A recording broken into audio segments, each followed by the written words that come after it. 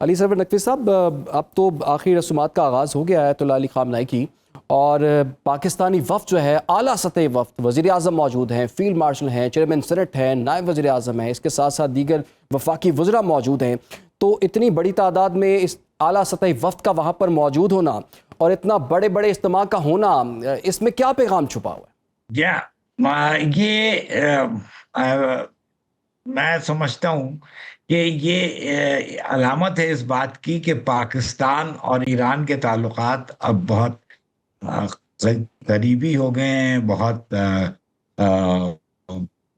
गहरे हो गए हैं और बहुत ही अहमियत रखते हैं, बहुत अहमियत के हामिल है। ईरान हमारा पड़ोसी मुल्क है और ये पिछले साल 2025 में जब ईरान पे हमला हुआ था तो पाकिस्तान ने ईरान की हिमायत की थी और ईरान की मजलिस में वहाँ जो मेंबरान थे, जो रुकन थे, उन्होंने तशक्कुर पाकिस्तान के नारे लगाए थे। जी।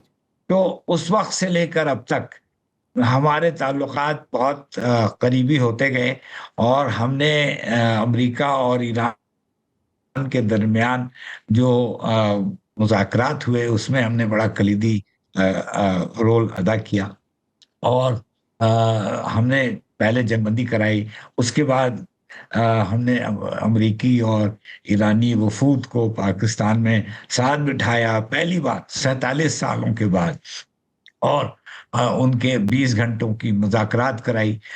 और इसके बाद अब हाल में ही 2 दिन 3 दिन पहले जो ईरान और अमेरिका की गुफ्तगू है उसका भी हमने स्विट्जरलैंड में आगाज कराया है, जी। जो कि अब दोहा में हो रही है। तो ये सारा जो हमने काम ईरान के लिए किया और इस खित्ते के अमन इस्तेहकाम के लिए किया, उसका एतराफ ईरान के क़यादत ने बहुत भरपूर तरीके से किया और अब हमारी क़यादत गई है। सारे हमारे अहम कायदीन वहाँ पहुँचे हैं, जैसा कि आपने बताया कि वज़ीर आज़म और फील्ड मार्शल साहब और चेयरमैन सेनेट और मुख्तलिफ वज़रा और जी। चीफ मिनिस्टर सिंध के और चीफ बिलावल भुट्टो मिनिस्टर भी गए हैं, बिल्कुल। मुख्तलिफ और सूबों के, ये सब वहाँ पे मौजूद हैं।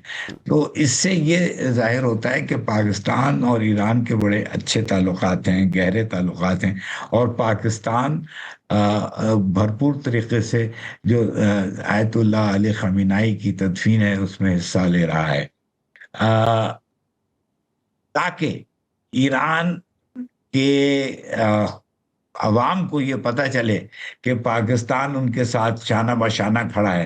पाकिस्तान उनके ऐसे मौके पे जबकि उनके शहीद कायद आयतुल्ला अली ख़ामेनी जो कि रहबर थे, सुप्रीम लीडर जिसको अंग्रेजी में कहा जाता है, वो थे। तो उसमें उनकी तदफीन में पाकिस्तान भरपूर तरीके से शरीक है। बिल्कुल। अच्छा, अली अली सरवर इससे नकवी साहब, ये भी सर, ज़ाहिर होता कता है कलामी कि की माज़रत, ये ज़रा हम देख रहे हैं कि बहुत बड़े बड़े इज्तिमात होंगे और एक अंदाजे के मुताबिक बताया जा रहा है तकरीबन 2 करोड़ लोग जो हैं वो बड़े बड़े इज्तिमात में शिरकत करेंगे। तो 10 लाख लोगों की रिहाइश का भी वहाँ पर बंदोबस्त किया गया है। मुख्तलिफ ममालिक के वफूद भी पाकिस्तान के अलावा वहाँ पर पहुँच रहे हैं। तो इतने बड़े बड़े इज्तिमा से और ये जो पूरा एक इवेंट हो रहा है, जो तमाम आखिरी रसूमात की तकरीबात हैं, सर, इसका इम्पैक्ट क्या जाएगा, इसका पैगाम क्या जाएगा? क्योंकि हम एक तरफ देख रहे हैं कि अमेरिका ये दावा करता है कि जी हम ये जंग जीते हुए हैं। अब इन वफूद को देख लें, इतने बड़े बड़े इज्तिमा को देख लें, तो बज़ाहिर ट्रॉफी तो हमें ईरान के हाथ में नजर आ रही है। जी बिल्कुल। ईरान ने देखिए 40 दिन तक बमबारी का मुकाबला किया है, जबकि उनके सारे मुल्क में, उनके बड़े शहरों में तेहरान, मशहद, किरमान, अ, अ, जो और भी बड़े-बड़े उनके और सेंटर्स हैं, वहाँ पे हर जगह बमबारी हुई। 7 टन बम ईरान के ऊपर फेंके गए हैं इस दौरान। उस मुश्किल के बावजूद ईरान ने बड़े डट कर मुकाबला किया ईरान अपने पुरअज़्म तरीके से उसने अपने उसूलों को कायम रखा और अपने मुल्क की सालमियत को अ, जो लगा आंच पे लगा दिया और उनको उसको ये तशफ़ी है कि वो इस मामले में दबा नहीं और उसने हार नहीं मानी। तो ये जो वफूद आए हैं, ये इस बात का इतराफ़ है कि ईरान इस खित्ते में एक अहम ताकत है और ईरान यहाँ पे अपनी अहमियत को उजागर करना चाहता है और अपनी पोज़ीशन को बेहतर दिखाना चाहता है। तो ये वफूद सारे इस बात को मान रहे हैं कि ईरान की पोज़ीशन ऐसी है कि वो मुश्किलात के बावजूद उसने उसका मुकाबला किया है और वो डटा रहा है अमेरिका की ताकत के सामने। और इसका नतीजा खित्ते में भी बहुत अहम इसका असर होगा कि खित्ते में ईरान की पोजीशन मानी जाएगी और फिर मैं समझता हूँ अमेरिका का असर यहाँ पे कम होगा और ये अमेरिका का जो इन्फ्लुएंस है वो बहुत कम हो गया है और ईरान की अहमियत बढ़ गई है। अब जो यहाँ के बाकी ममालिक हैं, खलीजी ममालिक हैं, सऊदी अरब है, तुर्की है, मिस्र है, इन सारे ममालिक में ईरान अब एक अहम रोल अदा करेगा।